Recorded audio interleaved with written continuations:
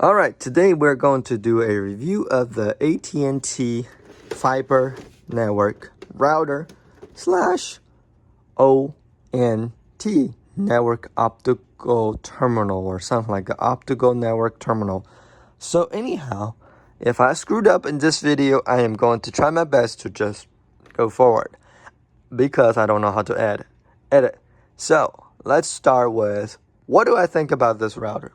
This network router is, to me, it's pretty consistent. Now, if you ask somebody else gonna be telling you something else because it experience based on the device itself.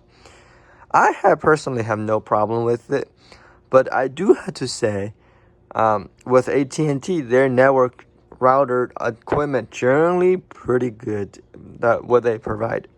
So experience-wise, it's decent. It's not the best. It's not like you get a, Orbi network or Ubiquity or anything like that, if you understand any of that. But it's middle of the middle of your network.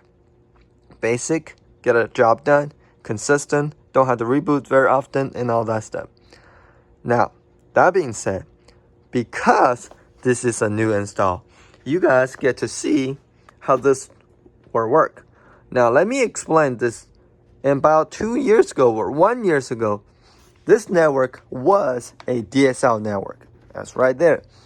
This word DSL, which is a copper line, and DSL, and you guys know that, remember those orange and gray port? Those are the DSL line.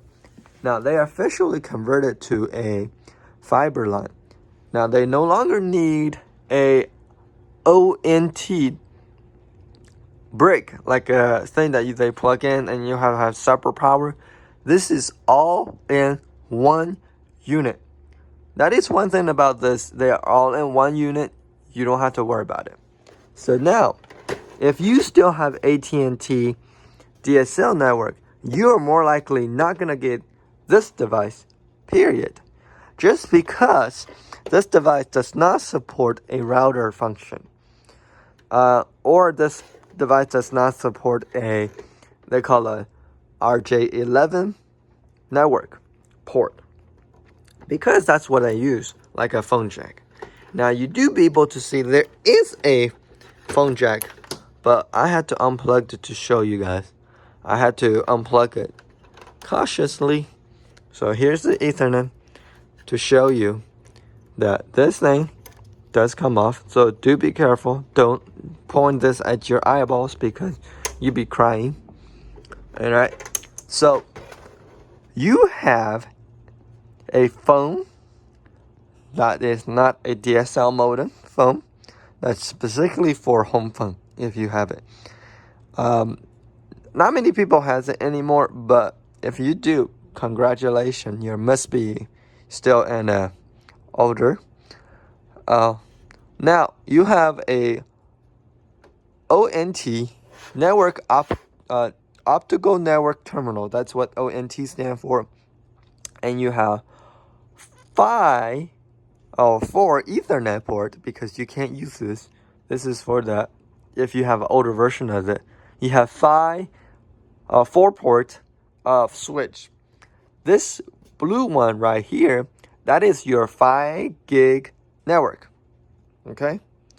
So 5 gig network right here. And you have right here is a USB. I'm not sure what it's for, but do keep in mind. Now, I'm going to take out this SFP terminal right here. Okay? This is your FSP terminal. Reason why I said, because a lot of switch from Ubiquity or any Cisco network business machine, they have switch for the SFP. So do remember, it's also compatibility issue. Make sure this is compatible with your Ubiquity or your Cisco. So keep in that mind. And I do not understand any of it, but I do not know Nokia still makes a fiber optical. How about that? You can see there's your contact points, and here's your connector. And this only goes one way. Don't force this thing out. Don't force this thing in either. So if it's not going in, don't force it in. So basically, this thing open all the way like so, right? When you plugged in, it only goes so far in. So in this scenario, look like I plugged in the wrong way, so I have to turn around and try it again. So now you can see it just click in. Doesn't take much pressure. All right, so that is your SFP port. Now over here is your fiber optic. You cannot look directly through it because it will hurt your eyeballs, because according to what I understand, it's a safety cap on the fiber optic line. So this is predetermined or pre-terminated fiber optic. Over there on the hand is what the technician terminates it to here. So it will be a consumer friendly. And over here, as you can see, there's a red dot. You want to make sure the red dot is pointing the same way as this. Plug that bad boy in. And there you go. Now, do keep in mind, do not bend this cord. This is glass. This is fiber optic. You bend it, you don't get service. You get crappy service, and you know why. So we're gonna plug this thing into the port 2 just because we don't want to utilize the phi. Okay. And also, this is yellow cord. We're gonna plug that in and push it in with one hand. It doesn't always work, so I have to put it down and put it back in right here. All right, now we're gonna plug in the power. The power, it's still, those look like a P2 pin, some kind of older connection, but because it takes a lot of power, you probably need it. All right, here you go. Now, this device boot up very fast. So we're at 7 minutes and 46 seconds when we plug that in, and it should boot.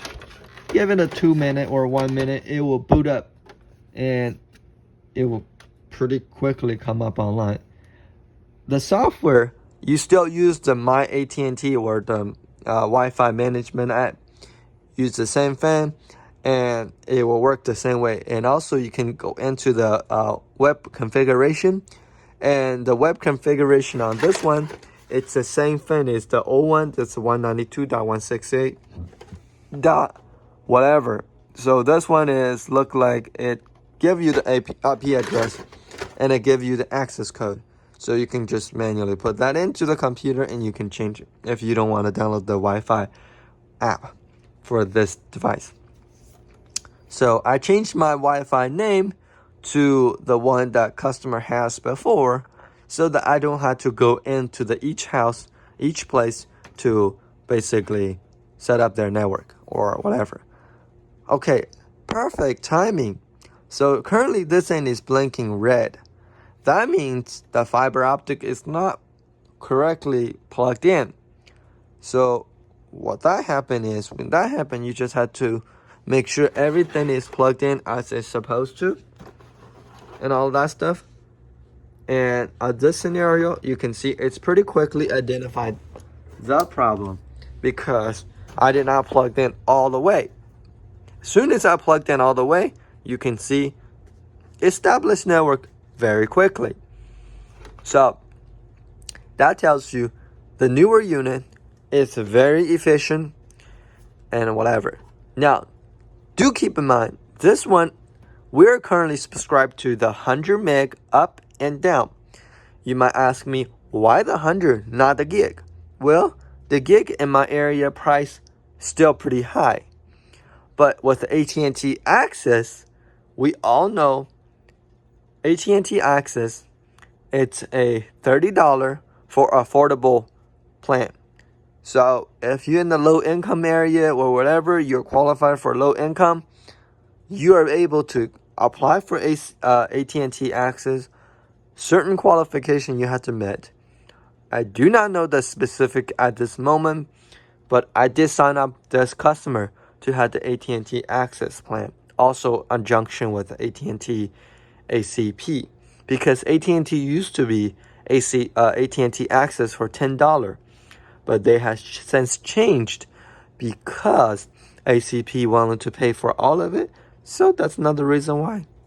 If you still have the AT&T Access under $10 plan, let me know, because I used to have that plan activated under a house that I use, and it's actually pretty cool. It's like, I think 330 meg download and 1 up or something like that. That was on the DSL connection. But regardless, if AT&T Access, it works fine, because we used to have Spectrum. Spectrum is 100 meg for the Spectrum Assist.